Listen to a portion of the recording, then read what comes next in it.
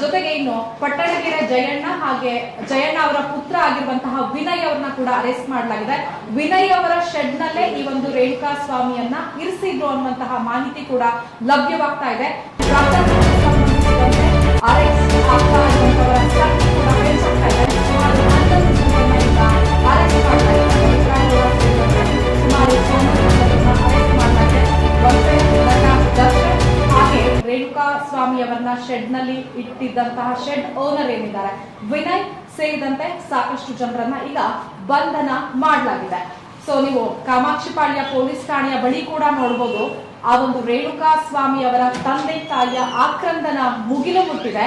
ಜೊತೆಗೆ ಈಗಾಗಲೇ ಏನು ನಿನ್ನೆ ಅರೆಸ್ಟ್ ಆಗಿದ್ರು ಆ ಒಂದು ಆರೋಪಿಗಳು ಅವರು ದರ್ಶನ್ ಅವರ ಹೆಸರನ್ನ ಬಾಯ್ಬಿಟ್ಟಿದ್ದಾರೆ ಅನ್ನುವಂತಹ ಮಾಹಿತಿ ಕೂಡ ಸದ್ಯ ಲಭ್ಯ ಆಗ್ತಾ ಇದೆ. ಸೊ ಈ ಒಂದು ಕೊಲೆ ಪ್ರಕರಣದಲ್ಲಿ ಸುಮಾರು 11 ಜನ ಆರೋಪಿಗಳು ಈಗ ಅರೆಸ್ಟ್ ಆಗಿರುವಂತದ್ದು. ಸೊ ಮೈಸೂರಿನ ಫಾರ್ಮ್ ಹೌಸ್ ಅಲ್ಲಿ ನಟ ದರ್ಶನ್ ಅವರು ಅರೆಸ್ಟ್ ಆಗಿದ್ದಾರೆ. ಸೊ ಜೊತೆಗೆ ಇನ್ನೊಂದು ಮಾಹಿತಿ ಸದ್ಯ ಲಭ್ಯವಾಗ್ತಾ ಇದೆ.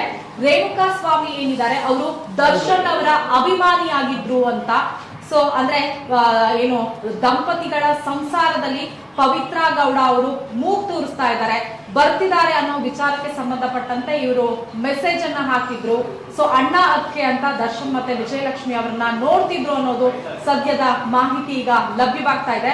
ಹಾಗಾದ್ರೆ ಈ ಒಂದು ರೇಣುಕಾ ಸ್ವಾಮಿ ಅವರು ದರ್ಶನ್ ಅವರ ಫ್ಯಾನ್ಸ್ ಆಗಿ ದರ್ಶನ್ ಅವರ ಕುಟುಂಬದಲ್ಲಿ ಬೇರೆಯವರು ಬರ್ತಾ ಇದ್ದಾರೆ, ಇದರಿಂದ ಅವರ ಸಂಸಾರಕ್ಕೆ ತೊಂದರೆ ಆಗುತ್ತೆ ಅನ್ನುವಂತಹ ನಿಟ್ಟಿನಲ್ಲಿಯೇ ಪವಿತ್ರ ಗೌಡ ಅವರಿಗೆ ಮೆಸೇಜ್ ಹಾಕಿದ್ರ ಅನ್ನುವಂತಹ ಪ್ರಶ್ನೆ ಕೂಡ ಈಗ ಮೂಡ್ತಾ ಇದೆ.